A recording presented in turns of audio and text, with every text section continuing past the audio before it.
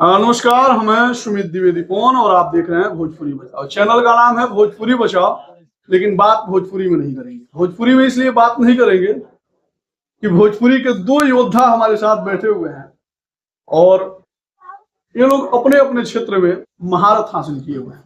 हिंदी में बोलने का मतलब यह है कि हिंदी एक अंतर्राष्ट्रीय भाषा है जिसको हर जगह समझा, बोला और सुना जाता है। भोजपुरी जो है एक क्षेत्रीय भाषा है जिसको कुछ देशों में सुना जाता है और कुछ जगहों पे समझा जाता है, सुना जाता है, ठीक ना। और इन लोगों का इंटरव्यू हिंदी में लेने का एक ही मतलब है कि ये इंटरव्यू दूर दराज तक जाएगा और दूर दराज के लोग समझेंगे। वैसे भोजपुरी बहुत बढ़िया बोली रहा हम, यहाँ सब भी बहुत बढ़िया भोजपुरी बोली रहा। तो सबसे पहले तो स्वागत कर चाहब हम भोजपुरी इंडस्ट्री के धुरंधर, भोजपुरी इंडस्ट्री के भीष्म पितामह कहली, म्यूजिक डायरेक्टर यानी कि घुघरू जी के सबसे पहले प्रणाम भी बा और स्वागत भी बा। धन्यवाद। और भोजपुरी बचाओ देखने वाले जो भी दर्शक मुझे इस वीडियो के माध्यम से देख रहे हैं और सुमित पवन जी के माध्यम से देख रहे हैं, आप सबको हृदय से नमस्ते, प्रणाम। और आगे क्या कहना है? आगे बस अब दूसरा परिचय ये है कि हमारे दूसरे बगल जो बैठे हुए हैं कलम के जादूगर, एक सिद्धस्त कवि, नाम है गोविंद विद्यार्थी। हमें नहीं लगता है कि भोजपुरी गीत संगीत जो है और भोजपुरी क्षेत्र के रहने वाले लोग या फिर भोजपुरी को सुनने वाला कान इनके गानों से मतलब अछूता रहा। इनके एक से एक बड़े गाने हैं और एक से एक दिग्गज कलाकारों के लिए इन्होंने लिखा है, लिख भी रहे हैं और आगे भी ना जाने कितनों का भविष्य लिखेंगे। तो सबसे पहले तो बहुत बहुत स्वागत करेंगे गोविंद विद्यार्थी भैया और आपको प्रणाम भी करेंगे और आपके कला को भी प्रणाम करेंगे। नमस्ते, प्रणाम, आपका भी स्वागत है। अब सबसे पहले हम आपसे सवाल करेंगे, ठीक है? ठीक है कि आप भोजपुरी इंडस्ट्री में कब आए थे, क्यों आए थे और क्या सोच कर आए थे, किस सोच के साथ आए थे इंडस्ट्री में? सही बोलूं तो मैं पहले तो गायक बनने आया था। अच्छा। हाँ, गायक बनने आया था, लेकिन बन गया, लेखक बन गया। अब पहले मैं गाने का ज्यादा शौक था, स्कूल से ही हम गाते रहते थे। बाकी अब धीरे धीरे ना लिखने का अपना मन भी करने लगा, लिखने लगा, उसमें ज्यादा मुझे रुचि आने लगा। पहले मैं जाता था प्रोग्राम में भी अजय पांडे जी के साथ, अब हमारे को मिलता था मौका सबसे बाद में, जब पब्लिक कम रहते थे तब। तो उस समय 2-3 बजे तो उस समय बैठे बैठे आवाज थोड़ा सा वैसा हो जाता था। हाँ, तो फिर हम गए, चलो लिखने में ही थोड़ा सा ज्यादा मजा आने लगा। फिर हाँ, तो गाते भी हैं, थोड़ा गाते भी हैं, बाकी हाँ लिखने लगे। दूसरे तरफ हमारे घुघरू जी हैं, अविनाश झा घुघरू और सिद्धस्त म्यूजिक डायरेक्टर। यूं कह लीजिए कि भोजपुरी इंडस्ट्री में अगर देखा जाए म्यूजिक डायरेक्टर की लिस्ट में वो सबसे ऊपर नाम दर्ज है अविनाश झा घुघरू का। तो मैं आपसे भी यही सवाल करूंगा कि आपका कैसे आना हो गया भोजपुरी इंडस्ट्री में, किस सोच के साथ आए थे, क्या सोच कर आए थे, क्या करने लगे और क्या कर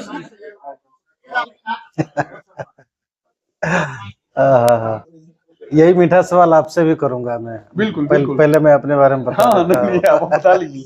मतलब आज बीच में हम दोनों के बीच में बैठ के क्या करना चाह रहे हैं आप दोनों के बीच में हम ये बैठ के करना चाहते हैं कि आप दोनों के जीवन को जब मैं देखता हूँ, एक पटल पे एक सिक्के के दो पहलू पे जब उतारता हूँ, तो कहीं ना कहीं आप दोनों की जीवन जो है पैरेलल दिखती है, यानी कि समान दिखती है और बहुत सारी चीजें जो है मिलता जुलता है। बिल्कुल, इसलिए ये सवाल मैं आपसे भी किया हूँ। दरअसल हाँ, तो एक्चुअल में गीतकार संगीतकार एक दूसरे के पूरक होते भी है। जी। गीत के बिना संगीत अधूरा, संगीत के बिना गीत अधूरा, और दोनों जब मिलता है तो एक बढ़िया गाना बनता है जो पब्लिक के लिए, हम लोग इंटरटेन के लिए बनाते हैं, खुद की संतुष्टि के लिए बनाते हैं। संगीत की कोई भाषा नहीं है, संगीत निशब्द होता है। जब उस पर शब्द पड़ जाता है तो वो भोजपुरी हो जाता है, उड़िया हो जाता है, मगही हो जाता है। बिल्कुल। तो संगीत एक्चुअल में निराधार है वो। लेकिन जब ऐसे गीतकार, सिद्धस्त गीतकार जब उस पर अपना शब्द डालते हैं तो धुन, वो संगीत जीवंत होता है शब्द के रूप में गाने के साथ। तो मैं अपने बारे में बता दूं कि ये कहने में कोई अतिशयोक्ति नहीं होगी संगीत, एक संगीतकार सबसे पहले बहुत अच्छा गायक होता है, जी बिल्कुल बिल्कुल समझ रहे हैं। अगर मेरे अंदर वो कैपेबिलिटी नहीं रहेगी बिल्कुल कि मैं किसी बड़े सिंगर को गा के बता सकूं, तब तक मैं गवाऊंगा क्या। और जो मैं सोच रहा हूं वो मेरे गले से भी निकलना चाहिए। बिल्कुल वाह। बिल्कुल आपको मैं बता दूं, मैंने काशी हिंदू यूनिवर्सिटी से क्लासिकल शास्त्रीय संगीत सीखा है, और बड़े गुरु से, मेरे गुरु पंडित पशुपतिनाथ जी, स्वर्गीय बिंदेश्वरी सिंह, जो कीर्तन सम्राट हुआ करते थे बिहार के, जी जी और जिनका हमारी तरह के कम से कम 200 शिष्य हैं पूरे हिंदुस्तान में, जगह जगह फैले हुए हैं। तो एक्चुअल में मैं गायकी ही सीखा हूँ और वोकल ही सब्जेक्ट मेरा रहा है। जी हाँ, लेकिन ये है कि उसी संगीत में कई रूप हैं। कोई इंस्ट्रूमेंट बजाता है, कोई गाता है, कोई तबला बजाता है, कोई सितार बजाता है। तो मेरा मेन सब्जेक्ट वोकल रहा है, वोकल रहा है, और वोकल से ही मैंने मास्टर डिग्री भी किया है और पीएचडी भी किया है। अच्छा, हाँ, यानी कि ये यूं कह लीजिए कि संगीत के डॉक्टर हैं।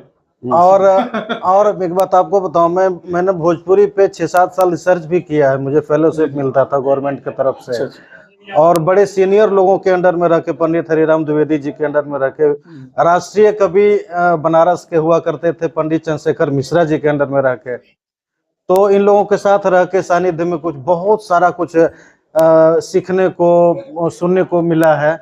और सीखना सुनना तो जीवन भर है। बिल्कुल बिल्कुल गाना गाते गाते संगीत कैसे होता है, गाने के बीच में म्यूजिक कैसे बनता है, ये सब टाइप का हमेशा ही खोजी प्रवृत्ति मेरा रहा। तो कहीं न कहीं से वही लाइन लेत मिलता गया, और एक गांव से आदमी उठकर और मुंबई तक सफर किया, और वहां पर भी अपना संगीत का परचम लहराया।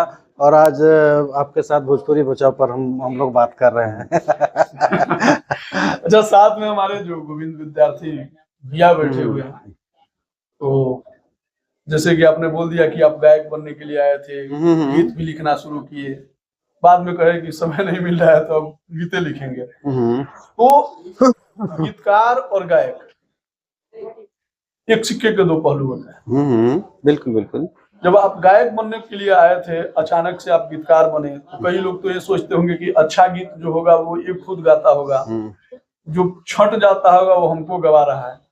तो इस परिस्थिति में आप अपने आप को कैसे संभाले थे, और गायकों को किस तरीके से राजी कर पाए कि नहीं, अब मैं गाना नहीं गाऊंगा, अब मैं गाना ही लिखूंगा? नहीं, हमारे साथ ऐसा वो पोजीशन आया ही नहीं, वैसा स्थिति नहीं आई, इसलिए कि अब हमने तो कोई कैसेट निकाला नहीं था ना, ऐसे गाते थे ना। अच्छा, ऐसे हाँ, ऐसे गाते थे, हमारा तो कैसेट कोई आया नहीं था, और फिर वैसा मौका आया ही नहीं, हमारे साथ तो नहीं आया मतलब। अच्छा भैया, कब आपको लगा कि आप सफल गीतकार हो? सफल तो आज भी नहीं लगता कि सफल है हम। नहीं, फिर भी मतलब लगता है ना कि हम गीतकार हैं। गीतकार अब एक गीतकार का बोलते हैं सर्टिफिकेट हम मिल लोग। गया।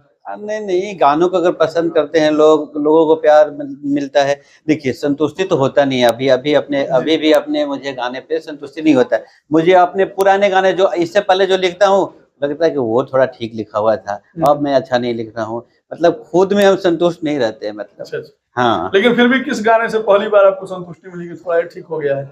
नहीं, हमारा जो गाना था हल्फा मचा के गए, हल्फा मचा के अजय पांडे जी गाए थे, जी। तो वो गाना बहुत ज्यादा पॉपुलर हुआ। हाँ, हमने सेवा किया है, जैसे जितने भी हमारे से जो सीनियर जो कवि लेखक जो होते थे, उनके साथ न बैठना, उनसे जान पहचान बनाना, उनके मतलब उनका आशीर्वाद पाना, मतलब हमारे मन में इच्छा रहता था तो कुछ ना कुछ उनसे भी मिला है, उन लोगों से भी।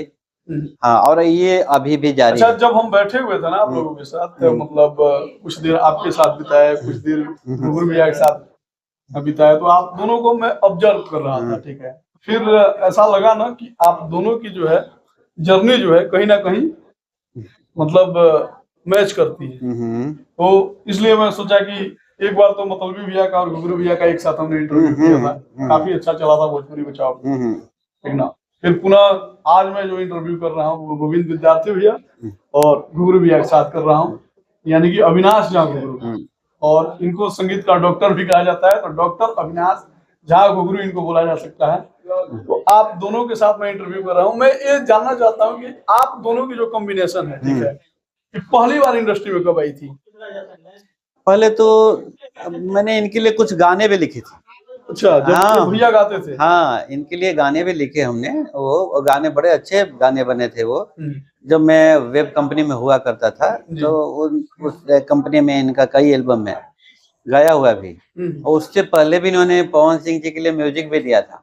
अच्छा, हाँ, बहुत। गाने से पहले मतलब म्यूजिक दिए थे। हाँ, म्यूजिक भी दिया हुआ था इन्होंने। अच्छा, बहुत वो चला हुआ था वो गाना, वो उसमें मतलब सैड सॉन्ग का बहुत अच्छा वो आपका कोई ऐसा गाना जो कि मतलब घुघरू भैया गाए थे और वो गाना आपको याद हो?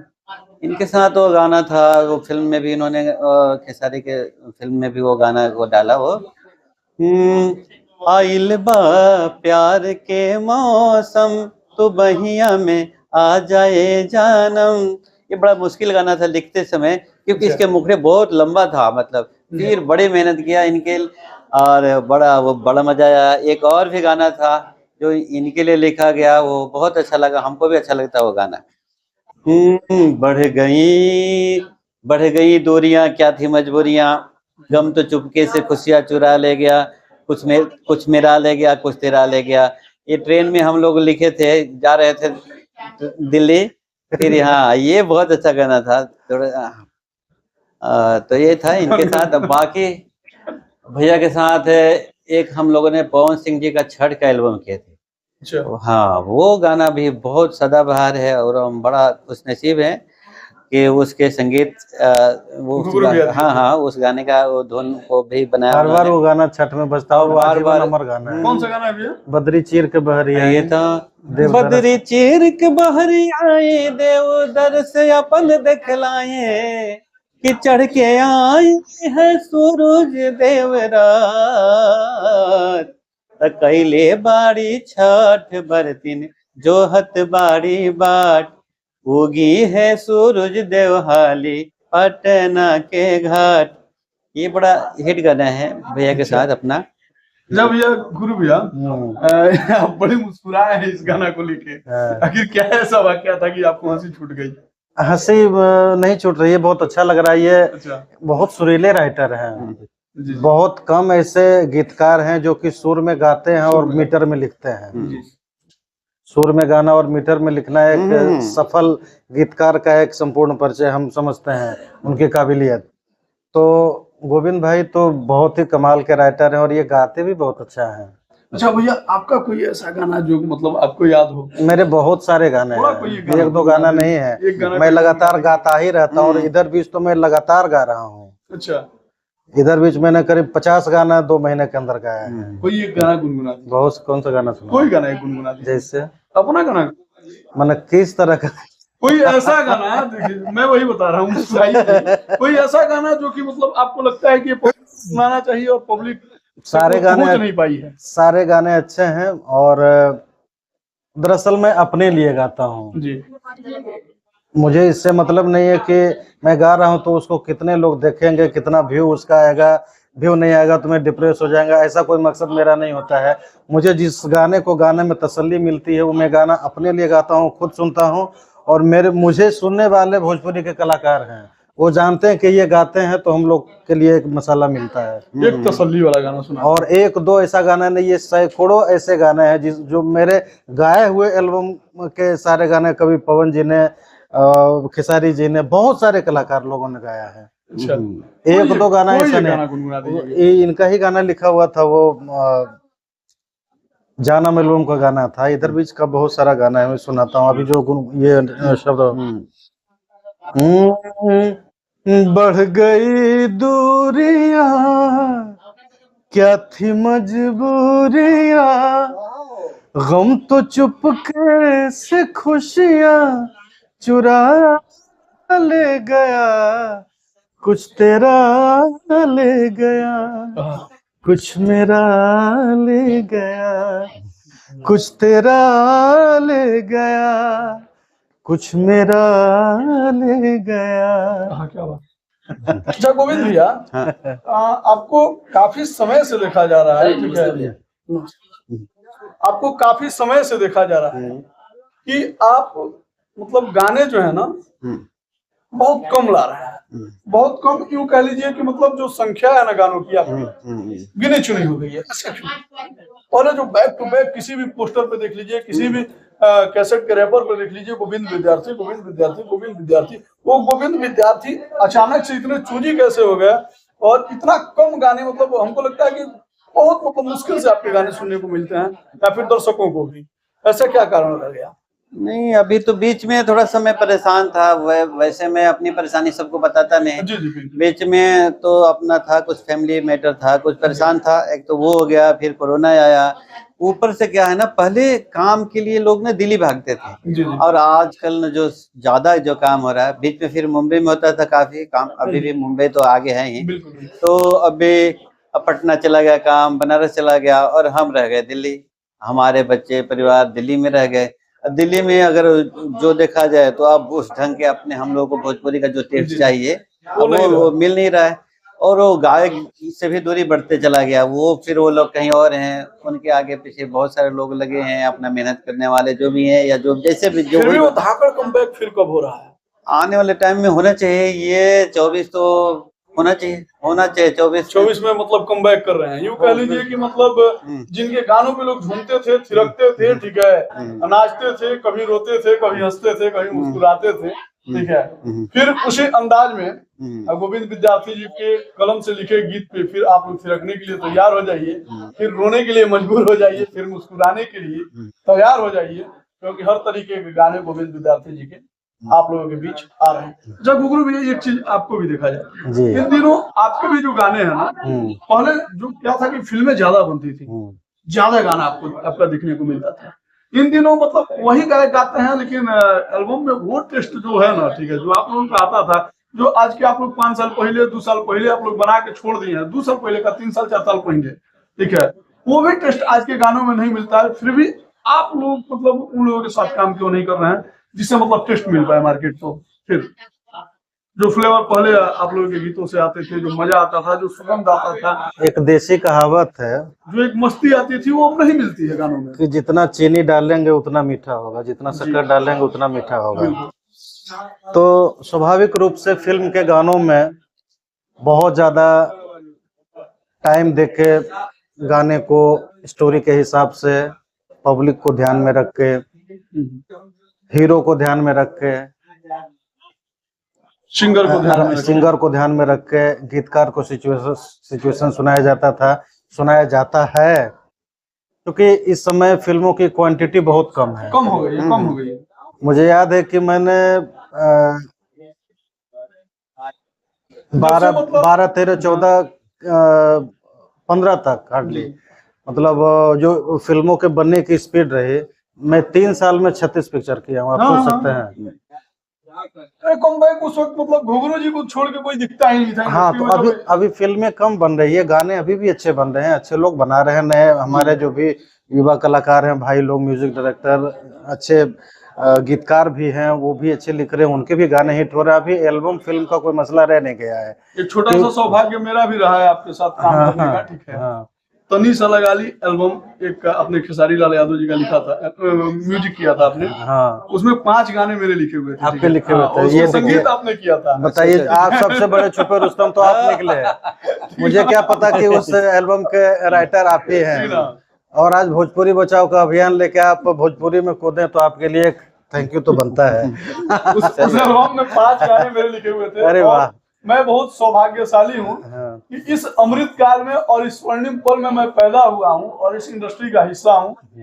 जिस इंडस्ट्री का हिस्सा मतलब ये समझिए कि भोजपुरी इंडस्ट्री को अभी 20 साल भी ठीक से पैदा हुए नहीं हुआ, और उस घड़ी में, उस पल में, और उन लोगों के साथ मैं काम कर रहा हूँ जो लोग मतलब भोजपुरी के स्वर्णिम इतिहास के पहले पन्ने हैं, और उन लोगों के साथ लगा ली। ये होली का एल्बम था ना? होली एल्बम खेसारी जी का। जी खेसारी जी का, उसमें 5 गाने मेरे लिखे हुए थे, और अपने म्यूजिक बहुत, हाँ, उसके गाने सारे अच्छे थे, और मतलब होली के लिए तो खेसारी जी जाने जाते हैं भाई, उनका तो होली का गाना बजता है, बढ़िया गाते हैं। वो जैसे कि मैं अब एक चीज और मैं जानना चाहूंगा गोविंद विद्यार्थी भैया से, आपकी एक खास पहचान है, और खास पहचान आपकी जानते हैं किस चीजों से? डिवोशनल गानों से, ठीक है।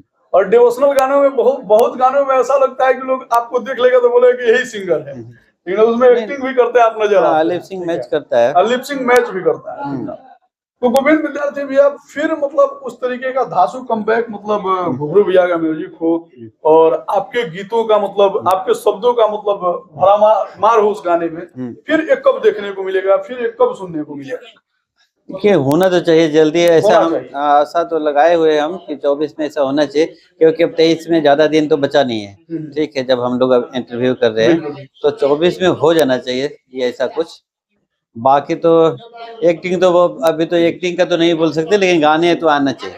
नहीं, गाने एक चीज देखिए, किसी सिंगर के साथ आए या ना आए, ठीक है, भैया भी बहुत खूबसूरत गाते हैं और आप बहुत खूबसूरत लिखते हैं। नहीं, मैं तो लगातार गाना गा रहा हूँ, मेरा गाना गाया हुआ भी आ रहा है, किसी दूसरे का बनाया हुआ भी आ रहा है। तो मैं अपने बारे में कभी ये सोचा ही नहीं कि मैं कम बैक करूंगा। कम बैक करने के लिए नहीं, आपको कम बैक करने की आवश्यकता ही नहीं है, क्योंकि हमारा मूड जिस काम को करने में लगता है मैं वही काम करता हूँ। अब कोई बोले कि गोविंद विद्यार्थी को कम बैक की आवश्यकता है, नहीं, गाने तो तो हम भी लिख रहे हैं। नहीं, ये सरासर गलत बात हो जाएगी। ठीक है, अगर कोई बोले कि घुघरू जी को कम बैक करने की जरूरत है, ये सरासर गलत बात हो जाएगी। इन लोगों के कृत इतने हो गए हैं इंडस्ट्री के अंदर कि ये लोग अब नहीं भी लिखे ना तो कम से कम 200 साल तक इस इंडस्ट्री में लोग जिंदा रहेंगे और लोग जानेंगे कि कौन है गोविंद विद्यार्थी और कौन है अविनाश झा घुघरू। ये इस ऑडियंस का प्यार है जिनके लिए, जो आज हमको इस वीडियो के माध्यम से देख रहे हैं। हम जो कुछ भी करते हैं उसके एक्चुअल में जज वही लोग हैं। बिल्कुल बिल्कुल। जो हमको आपको इनको देख रहे हैं, तो हमारे काम की, हमारे मेहनत की सार्थकता तब होती है जब ये एक बार वाह बोल देते हैं, आह बोल देते हैं, अरे यार क्या बढ़िया गाना बनाया, क्या बढ़िया गाना लिखा।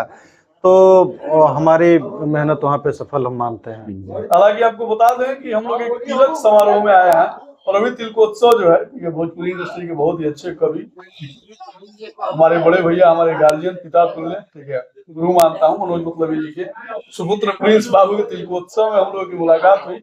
हमने सोचा कि छोटी सी एक वार्तालाप तो बनती है। ठीक है, जब भी हम लोग एक तो मिलते नहीं है, जब मिल गए तो एक ये संयोग हमेशा नहीं मिलने वाला। बिल्कुल जो संयोग अभी मिला है। हाँ। लेकिन 1-to-1 इंटरव्यू में बहुत जल्द गोविंद विद्यार्थी भैया का भी लाऊंगा, 1-to-1 बहुत जल्द घुघरू भैया के साथ भी इंटरव्यू लेके आऊंगा और बाकायदे लेके आऊंगा। ये तो मोबाइल की शूटिंग है, ठीक ना, लेकिन लेके आई कैमरा के साथ धाकड़ एक इंटरव्यू भैया सबका 1 घंटा के यहाँ के एपिसोड, 1 घंटा के यहाँ के एपिसोड के देखेगा तो इच्छुक बात कमेंट सेक्शन में जरूर लिखब। सब मिलता नहीं, तब तक आते धन्यवाद। देखत रही भोजपुरी बचाओ, देत रही प्यार, भोजपुरी के ही तरह बचावत रहे रोज। हमारा के भले कम प्यार से आप, ठीक ना, लेकिन गोविंद भैया के, अरे नहीं, घुघरू भैया के ज्यादा नहीं। आप लोगों को प्यार मिलेगा तो ऑटोमेटिक मिल रहा है। इनका प्यार मिल रहा है तभी तो हम आज खड़े हैं। तो आप लोग खूब सम्मान दीजिए, ठीक है, खूब सुनिए और अच्छे लोगों को सुनिए, अच्छे संगीत को बजाइए, बिल्कुल अच्छे गानों को सुनिए, अच्छे शब्दों को कि आदि बनिए आप लोग। अपने कान को अच्छे शब्दों को अगर भरा मार देंगे ना तो मजा आ जाए। मिलते हैं फिर, तब तक के लिए धन्यवाद। जय भोजपुरी, भोजपुरी बचाओ।